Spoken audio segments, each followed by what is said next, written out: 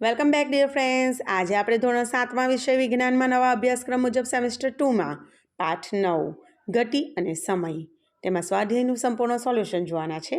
તે પહેલાં ફ્રેન્ડ્સ, જો તમે આપણી ચેનલ પર નવા હોય, હજુ સુધી આપણી ચેનલને તમે સબસ્ક્રાઈબ ના કરી હોય તો લાલ રંગનું સબસ્ક્રાઈબનું બટન જરૂરથી દબાવજો અને વિડીયોને તમારા ફ્રેન્ડ્સ સાથે શેર કરવાનું બિલકુલ ના ભૂલતા. ચાલો આપણે સોલ્યુશન જોઈ લઈએ. પ્રશ્ન 1. નીચે આપેલી ગતિનું સુરેખ ગતિ, વર્તુળમય ગતિ અથવા ડોલન ગતિમાં વર્ગીકરણ કરો. 1. દોડતી વખતે તમારા હાથની ગતિ ડોલન ગતિ કહેવાય. 2. સીધા રસ્તા પર ગાડાને ખેંચી જતા બળદની ગતિ સુરેખ ગતિ કહેવાય. 3. ચીચવા પર રહેલા બાળકની ગતિ ડોલન ગતિ કહેવાય. 4. વિદ્યુત ઘંટડીની હથોડીની ગતિ ડોલન ગતિ કહેવાય. 5. સીધા પુલ પરથી પસાર થતી રેલગાડીની ગતિ સુરેખ ગતિ કહેવાય. પ્રશ્ન 2. નીચે આપેલા વિધાનો ખરા છે કે ખોટા તે જણાવો. 1. સમયનો મૂળભૂત એકમ સેકન્ડ છે. ખરું. 2. દરેક પદાર્થ અચળ ઝડપે ગતિ કરે છે. ખોટું. 3. બે શહેરો વચ્ચેનું અંતર કિલોમીટરમાં માપવામાં આવે છે. ખરું. 4. આપેલા લોલકનો આવર્તકાળ અચળ હોતો નથી. ખોટું. 5. ટ્રેનની ઝડપ મીટર પ્રતિ કલાકમાં મપાય છે. ખોટું. પ્રશ્ન 3. સાદું લોલક 20 ડોલન પૂર્ણ કરવા માટે 32 સેકન્ડનો સમય લે છે, તો લોલકનો આવર્તકાળ કેટલો હોય? જવાબ: 20 ડોલન પૂર્ણ કરવા માટે લાગતો સમય આપણને 32 સેકન્ડ આપેલું છે, માટે 1 ડોલન પૂર્ણ કરવા માટે લાગતો સમય આપણે શોધી લઈએ તો 32 સેકન્ડ છેદમાં 20 ક્રોસ ગુણાકાર કરેલો છે, બરાબર? તો જવાબ આવશે 16/10. એક દશાંશ ચિહ્ન આપણે કાપી લઈશું તો 1.6 સેકન્ડ. 1 ડોલન પૂર્ણ કરવા માટે લાગતો સમય બરાબર આવર્તકાળ 1.6 સેકન્ડ. પ્રશ્ન 4. બે સ્ટેશન વચ્ચેનું અંતર 240 કિલોમીટર છે. ટ્રેનને આ અંતર કાપવા માટે 4 કલાક લાગે છે, તો આ ટ્રેનની ઝડપ શોધો. મસ્ત દાખલો છે મિત્રો, સમજજો. કાપેલું અંતર કેટલું આપેલું છે? 240 કિલોમીટર, અને તે માટે લાગતો સમય કેટલો આપેલો છે આપણને? 4 કલાક, બરાબર? તો ટ્રેનની ઝડપ આપણે શોધવાની છે, તે માટેનું સૂત્ર મૂકી દઈશું. કાપેલું કુલ અંતર છેદમાં લાગતો સમય. કુલ અંતર 240 કિલોમીટર અને છેદમાં લાગતો સમય 4 કલાક થશે, બરાબર? અને 4 છંગ 24 અને શૂન્યનું શૂન્ય, એટલે જવાબ આવશે 60 કિલોમીટર પ્રતિ કલાક. પ્રશ્ન 5. જ્યારે ઘડિયાળમાં 8:30 AM નો સમય હોય છે ત્યારે કારના ઓડોમીટરનું અવલોકન 57,321 કિલોમીટર દર્શાવે છે. જ્યારે 8:50 કાળે લીધેલ સમય AM સમય હોય તો ત્યારે કારના ઓડોમીટરનું અવલોકન 57,336 કિલોમીટર દર્શાવે છે. તો કારની ઝડપ તે સમયગાળામાં કિલોમીટર પ્રતિ મિનિટ તથા કિલોમીટર પ્રતિ કલાકમાં શોધો. જવાબ: કાળે કાપેલું અંતર બરાબર અંતિમ વાંચન ઓછા પ્રારંભિક વાંચન. અંતિમ વાંચન કેટલું છે મિત્રો? આપણને રકમમાં આપેલું છે 57,336 કિલોમીટર, બરાબર? ઓછા પ્રારંભિક વાંચન કેટલું આપેલું છે? જોવો જોઈએ, 57,321 કિલોમીટર. બાદબાકી કરી લઈશું એટલે જવાબ આવશે 15 કિલોમીટર. હવે કારે લીધેલ સમય 8:30 થી 8:50 બરાબર નો સમય, એટલે 20 મિનિટનો સમય લીધેલ છે. તો એની ઝડપ શોધી લઈએ આપણે કારની. તો કાપેલું અંતર છેદમાં લીધેલ સમય. બરાબર, કાપેલું અંતર 15 કિલોમીટર છે અને સમય 20 મિનિટનો લીધેલો છે, માટે 15 કિલોમીટર છેદમાં 20 મિનિટ. 15ના ભાગ પાડી લઈએ તો 5 ગુણ્યા 3, 5 તળીને 15, છેદમાં 20ના ભાગ પાડીએ એટલે 5 ચોક 20. બરાબર, પાછળ એમના એકમ લખેલા છે એટલે રહ્યું શું, 5 5 બંને ઉડી જશે એટલે 3/4 કિલોમીટર પ્રતિ મિનિટ. એને સમીકરણ 1 નામ આપી દઈએ. હવે કારની ઝડપ કિલોમીટર પ્રતિ કલાકમાં શોધી લઈએ. એટલે 15 કિલોમીટર છેદમાં, હવે કલાકમાં શોધવાનું હોય તો આપણા બધાને ખબર છે કે આપણે કલાકમાં શોધવાનું છે, મિનિટમાં આપેલું છે એટલે આપણે શું 60 કરવા, એને ભાગ્યા 60 કરવા પડશે. એટલે 20 ભાગ્યા 60, એચ એટલે અવર, અવર એટલે કલાક. બરાબર, એટલે 15 ગુણ્યા 60, છેદનો છેદ અંશમાં જાય એટલે 15 ગુણ્યા 60 છેદમાં 20 કિલોમીટર પ્રતિ કલાક. બરાબર, ભાગ ઉડાવશો એટલે જવાબ આવશે 45 કિલોમીટર પ્રતિ કલાક. આમ આપણને કિલોમીટર પ્રતિ મિનિટમાં 3/4 અને કિલોમીટર પ્રતિ કલાકમાં 45 કિલોમીટર પ્રતિ કલાક એવો જવાબ મળશે. પ્રશ્ન 6.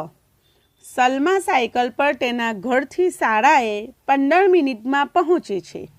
જો સાયકલની ઝડપ 2 મીટર પ્રતિ સેકન્ડ હોય તો તેના ઘરથી શાળા વચ્ચેનું અંતર શોધો.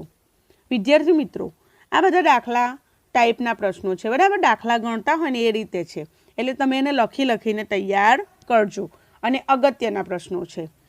જવાબ, લીધેલ સમય, સલમાએ કેટલો સમય લીધો સ્કૂલ જવા માટે તો 15 મિનિટ. હવે આપણે એને સેકન્ડમાં ફેરવવી હોય તો ગુણ્યા 60 કરવા પડે. બરાબર, એટલે 15 ગુણ્યા 60 સેકન્ડ, ગુણાકાર કરશો તો 900 સેકન્ડ આવશે. સાયકલની ઝડપ આપણને કેટલી આપેલી છે રકમમાં, 2 મીટર પ્રતિ સેકન્ડ. તો ઘરથી શાળાનું અંતર બરાબર સલમાએ કાપેલું અંતર બરાબર ઝડપ ગુણ્યા સમય. ઘરથી શાળાનું અંતર, ઝડપ કેટલી છે 2 મીટર પ્રતિ સેકન્ડ અને સમય કેટલો લાગ્યો તો 900 સેકન્ડ. તો ગુણ્યા 900 એટલે 9 દુ 18 એટલે 1800 મીટર. બરાબર, તો 1800 મીટર છે એને આપણે કિલોમીટરમાં ફેરવી દઈએ એટલે ભાગ્યા આપણે 1000 કરીશું એટલે 1.800 કિલોમીટર એવો આપણો જવાબ આવશે. માટે ઘરથી શાળાનું અંતર 1.800 કિલોમીટર થશે. પ્રશ્ન 7. નીચે આપેલા કિસ્સાઓમાં અંતર સમયના આલેખનો આકાર દર્શાવો. 1. અચળ ઝડપે ગતિ કરતી કાર. જો મિત્રો અચળ ઝડપથી ગતિ કરે છે તો એનો આલેખ 1 નંબર જુઓ ખાસ ધ્યાનથી. સમય અને અંતરનો આલેખ દર્શાવેલો છે. એક્સ અક્ષ પર સમય છે, વાય અક્ષ પર અંતર દર્શાવેલું છે. બરાબર, અને એકદમ ગતિ અચળ ઝડપે છે માટે એકદમ સીધી રેખામાં આપણને આલેખ દર્શાવવામાં આવેલો છે. અને બીજું, રોડની બાજુમાં ઊભેલી કાર.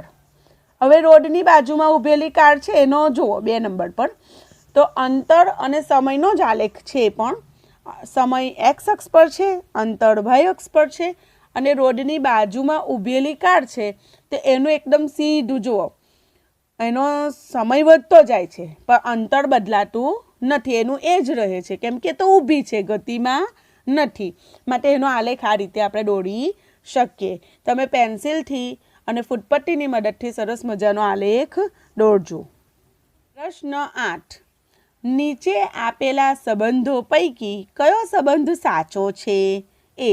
ઝડપ બરાબર અંતર ગુણ્યા સમય. બી. ઝડપ બરાબર અંતરના છેદમાં સમય. સી. ઝડપ બરાબર સમયના છેદમાં અંતર. કે ડી. ઝડપ બરાબર 1ના છેદમાં અંતર ગુણ્યા સમય. મિત્રો આપણે બધા જાણીએ છીએ કે સાચો જવાબ કયો આવશે? બી. ઝડપ બરાબર અંતરના છેદમાં સમય. પ્રશ્ન 9. ઝડપનો મૂળભૂત એકમ ખાલી જગ્યા છે. એ. કિલોમીટર પ્રતિ મિનિટ. બી. મીટર પ્રતિ મિનિટ. સી. કિલોમીટર પ્રતિ કલાક. કે ડી. મીટર પ્રતિ સેકન્ડ. તો સાચો જવાબ આવશે ઝડપનો મૂળભૂત એકમ મીટર પ્રતિ સેકન્ડ છે. પ્રશ્ન 10 દાખલા ટાઈપનો પ્રશ્ન છે. એક કાર 15 મિનિટ સુધી 40 કિલોમીટર પ્રતિ કલાકની ઝડપે અને ત્યારબાદ બીજી 15 મિનિટ સુધી 60 કિલોમીટર પ્રતિ કલાકની ઝડપે ગતિ કરે છે. તો કારે કાપેલું અંતર શોધો. કુલ અંતર આપણે શોધવાનું છે. ગણતરી કરીશું તો આપણને જવાબની ખબર પડશે, બરાબર ને. વિકલ્પો આપણે જોઈ લઈએ. પહેલાં શું આપેલા છે? એ 100 કિલોમીટર, બી 25 કિલોમીટર, સી 15 કિલોમીટર કે ડી 10 કિલોમીટર. ચાલો ગણતરી જોઈ લઈએ એટલે તમને વધારે ક્લિયર થાય. કારે પ્રથમ 5 મિનિટમાં કાપેલું અંતર બરાબર ઝડપ ગુણ્યા સમય. હવે 40 કિલોમીટર પ્રતિ કલાક ગુણ્યા 15/60 સેકન્ડમાં ફેરવી દીધું છે, બરાબર, કલાકને. એટલે 10 કિલોમીટર આપણો જવાબ આવ્યો. હવે કારે બીજી 15 મિનિટમાં કાપેલું અંતર બરાબર ઝડપ ગુણ્યા સમય. 60 કિલોમીટર પ્રતિ કલાક ગુણ્યા 15/60 આ જ રીતની ગણતરી આવશે, બરાબર. પણ ત્યાં 40 કિલોમીટર પ્રતિ કલાક હતો, અહીં આપણે લઈશું 60 કિલોમીટર પ્રતિ કલાક. તો જવાબ આવશે 15 કિલોમીટર. માટે કારે કાપેલું કુલ અંતર 10 કિલોમીટર વત્તા 15 કિલોમીટર. પહેલાં 40 કિલોમીટર પ્રતિ કલાકની ઝડપે 10 કિલોમીટરનું અંતર કાપ્યું 15 મિનિટમાં, અને પછી બીજી 15 મિનિટમાં 15 કિલોમીટર જેટલું અંતર કાપ્યું. માટે કુલ અંતર શું થશે? 10 કિલોમીટર વત્તા 15 કિલોમીટર બરાબર 25 કિલોમીટર થશે. એટલે સાચા વિકલ્પનો જવાબ બી આવશે, 25 કિલોમીટર. પ્રશ્ન 11. જો આકૃતિ 13.1 અને આકૃતિ 13.2માં દર્શાવેલા બે ફોટોગ્રાફ 10 સેકન્ડના સમયગાળે લીધેલા છે. ધ્યાનથી જુઓ મિત્રો, બે ફોટા આપેલા છે, બરાબર.